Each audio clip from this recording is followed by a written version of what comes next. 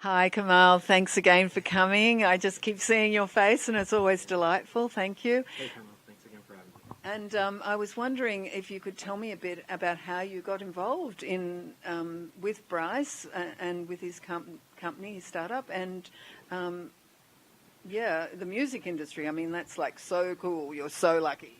Right. Well, I was doing some studies over at the Rock Center for Corporate Governance, and I fell into blockchain technology, and Bitcoin, and I saw a project that was related to a blockchain dealing with music and had a token associated with it. So it was an alternative currency dealing with music and on a blockchain. And so I thought, okay, you know what? There's a lot of fraud already in the cryptocurrency space. It brings together two things that I really love and am intrigued by, the music business and cryptocurrency. So I thought, why not learn a little bit more? I put some money into it and got to know Bryce and wanted to kind of understand what was really going on in the background. What were the controls that were in place for the crowd sale? And I wanted to know, was everybody getting their tokens the way that they should be? Was Bryce accessible to the community who had invested or received tokens in the crowd sale?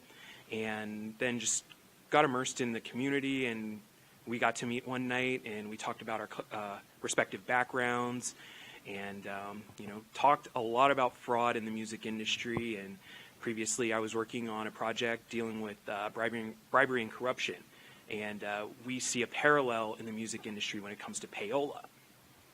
And, in the course of me being involved in this project, speaking with artists, payola is very much still active and alive. And, you'd be surprised to hear that it happens here locally, with some music organizations and entities here. And just to interrupt you and excuse my ignorance, what does payola mean?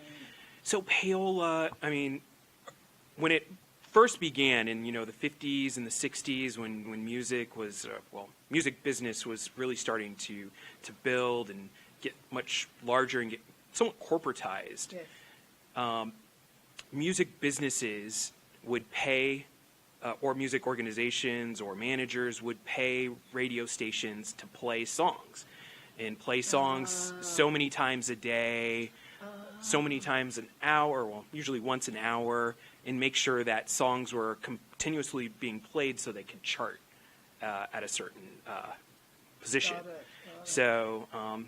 it. So, it became outlawed, but the practice still is around. It's a little bit different than the way it used to be. So it's with the radio stations? Yeah, with radio stations, and as far as I know, I think it may have happened with some other outlets too, but in its inception, that's how it started. And really recently, it's also shown up in radio stations as well. It's stayed present with radio stations. Amazing. So really, some of those hits that got to the top of the charts years ago may not have if they weren't being paid. Right. So, some of the largest record companies essentially were paying, to make sure that, certain songs were being played so many times a day. And, Just bribery, really. Right. That is bribery. You see it in other areas of, corporate life or corporate activity. And, it's just seen as a cost of doing business, So how can we implement blockchain technology and avoid things like payola? How can we implement blockchain technology and avoid money laundering or other types of fraud? Piracy too. Maybe we can at least combat piracy with blockchain. I don't think it's totally going to eradicate all these problems, but now that we have a system that's verifiable and it's transparent, I think it'll minimize the ways that these types of fraud schemes occur. And how do you see the blockchain working in the music industry? Would it be with tokens? Well, I think tokens are just one example of how it could work. There's other examples of how blockchains can be implemented without using a token system or it being tied to economics whatsoever. So one of the projects that we've worked on with Town Networks is band name blockchain. And what that does is it sets up a record of bands and band names and band members. So let's say you and I want to start a band, and 2 years from now, someone else wants to use that same band name that we started. But hey, all we do is look back at the blockchain and say, hey, we have that name first. We may not be as active as you guys are, but we staked our claim 2 years ago, so you guys have to be version 2.0 or just be a little bit more original. So it's like domain names, really. You get to be a GoDaddy, the blockchain GoDaddy of band names. Exactly. And so in that instance, there is no token that's associated with our band. However, if our band starts to get popular and we want to try to monetize as an entity, then we say, hey, let's get a token together. Let's see if our fans want to engage with us on a peer-to-peer level and help us raise some funds so we can get on the road, maybe do a college tour, or maybe sell some merchandise or sell our own tickets. Then that's an example of where a token would be a little bit more appropriate. And I know that in the music industry there's always been problems and often litigations over the years of songwriters claiming that someone's stolen part of their song, and even with top bands this has happened. So I gather something like that, the blockchain could also support songs as well? Music? Well, yeah, definitely. So if, once again, going back to our example, you and I create a piece of music, you're the singer, the dynamic singer-songwriter, and, I'm an engineer, and we have a split of maybe you get 80%, I get 20% because I helped record, or we helped record the song together. Yeah. And that work goes onto the blockchain at a certain time, and a digital signature is assigned to that piece of work. To the music itself. To the music itself, and right. It's stored on the blockchain, right? So we have rights in that piece of data, and if someone wants to say, hey, you know what, we really like that, we want to sample that for a nice little rap song, and use our hook or use our tune or our melody, or you're part of the song, and we want to sample it.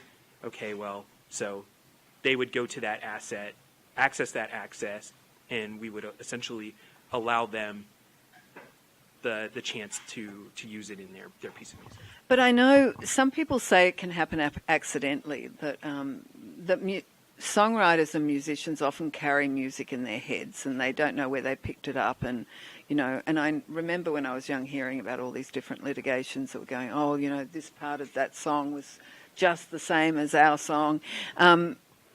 That's going to be hard, really, even with the blockchain. But I guess a little bit more possible and more transparent, because there's never been a database like the blockchain that could actually store all the music, right? Right. Well, and I think to a certain extent that is a difficult thing to prove. Oh, who came up with what song first? In whose head was it in first? But what you can prove is that it was stored at a certain time first, and it's almost like a possession thing. We basically staked our claim, and we said we got here first, so this is essentially our property at that point. So, well, yeah, so things could really, at least it could support musicians, and as Bryce was saying, obviously a lot of musicians and artists aren't really business-minded often, and that is they can be taken advantage of, and so hopefully the blockchain will protect and provide a new platform that will make it easier.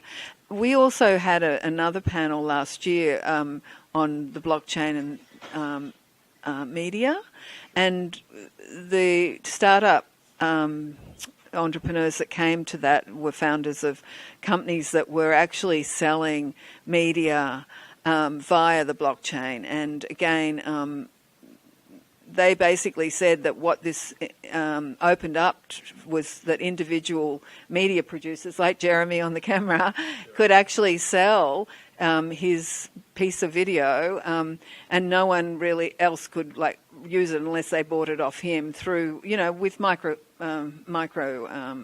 coins, basically. Yeah, exactly. So, I mean, that's like a whole new area that's opened up, and that was never possible years ago. Right. And I think the blockchain will actually allow artists and musicians to kind of be that hybrid business person and artist if they choose to be that. I mean, I think there's a lot of administrators and intermediaries who feel like they could be threatened by the implementation of blockchain, but actually it increases their value proposition. So if you have the artist who just wants to focus on music, that administrator can come along and say, hey, let me handle the business side for you. We'll do all the micropayments for you. We'll handle all the blockchain. We'll do all that administrative work for you. We just want you to get out there, write the music, perform the music, and focus on your craft. And then the blockchain's making it much more transparent, so they're less easily to be hoodwinked or robbed or as what's happened over the years, I guess. Exactly. And once again, that allows the artist to have the choice of, okay, well, hey, I have the tools in front of me to make sure I see where, my music is being used or my art or my works are being used. I can go to a public blockchain, just like checking my mail, I can check the blockchain and see how this is all being utilized. Or, I could just have someone do it for me. So. Fantastic. Well, I'm really excited. I have very creative children and have been creative in my own right, more with human dynamics than. So I think that it's wonderful that creatives will be supported through all these changes that are coming, and I think it's just great. Yeah. Well, thanks for having us here and allowing us to discuss this a little bit more, and hopefully we can get the word out and get people thinking about blockchains and music and how they can all come together. Fantastic. Thanks so much, Kamal.